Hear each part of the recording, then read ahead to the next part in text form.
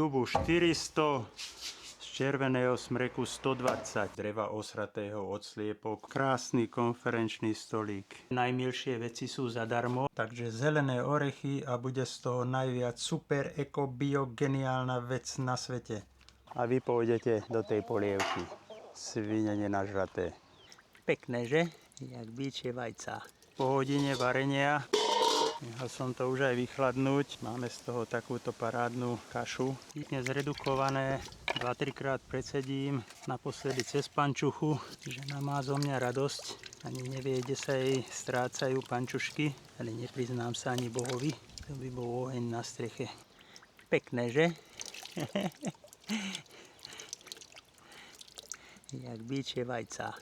To také nezvyčajné, že konferenčný stolík zo smreku, síce toto je červený smrek, to vyzerá lacno, bolo mi ľúto pre seba dať dubový plát. Ideme to teraz primoriť s tým mojím orechom, bude to taký pokus, ideme sa zabávať, takže sledujte. Toto je nádherné na stolárčine, že z dreva osratého od sliepok môžete mať na druhý deň krásny konferenčný stolík.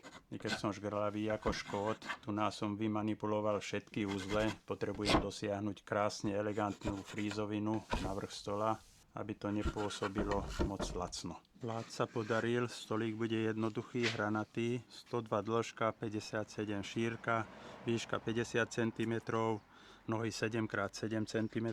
Ako vidíte, vôbec sa s tým neserem, žiadne čapovanie, len 2 lamely, drevo skrutky zaštuplujem. Je to pre našu potrebu, tancovať sa na tom nebude, vydrží to desiatky rokov. Čajíček hotový, hociaký kúsek molitánu, ukážem vám, ako to ide. Koľko mi to bude trvať, nesmieme nehať nič suché, môžeme aj viackrát za sebou. Akýto stolík za 2 minúty budem mať natretý.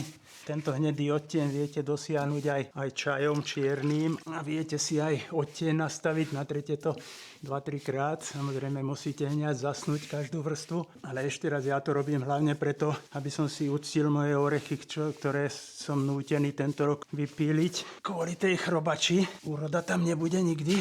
No už teraz vidím, že to je úplne to, čo som chcel. To hovorí každý. To hovorí každý stolár. Lebo však prečo by som sa priznával, že som toto drbal? Nešanujem úplne do mokra, teče potom, kde rýchle vysaje, tam môžete ešte raz pretreť, nič sa nestane. Najprv nohy, aby som sa potom nemusel k ním vracať. Potom budeme robiť plát. Lihovým moridlom sa toto nedá robiť, lebo to zostane flakaté, hlavne keď to robíte v takýchto teplách. Teraz ešte môžeme vidieť, ako to vyzerá pred morením. Červený smrek. Vždy keď ideme moriť takýmto vodovriediteľným moridlom, tak treba najprv celý stolík alebo všetko drevo natrieť vodou, aby vystúpili zatlačené letorasty a potom ešte celé prebrúsiť nejakou 180, 150 šmirglom. Teraz naozaj neklamem, presne som trafil odtieň. Kebyže chcem tmavšie, tak by som ešte raz mohol dať, ale fakt nepotrebujem. Aj 3-4 krát, koľkokrát to uznáte za vhodné. No takže, koľko mi to trvalo? Takže 2,5 minúty roboty a ukážem vám. No už na toto by človek nepovedal, že to je smrekové drevo. Až tu na slnečku vidieť, tá červená farba z červeného smreku zmizla a nastúpilo také bledulinko hnedoje, oranžové. Tie svetlé drevá už pripomínajú dub, ale elegantné. Krásny konferenčný stolík a vôbec nepôsobí lacno. Disperzný olej, vodovriediteľný teda, kto by to nepoznal. Do rána to zmenilo úplne farbu. To drevo akoby zostarlo a teraz mi už jednoznačne pripomína odtieň čerešne, ale aj starý dub vie takto vyzerať.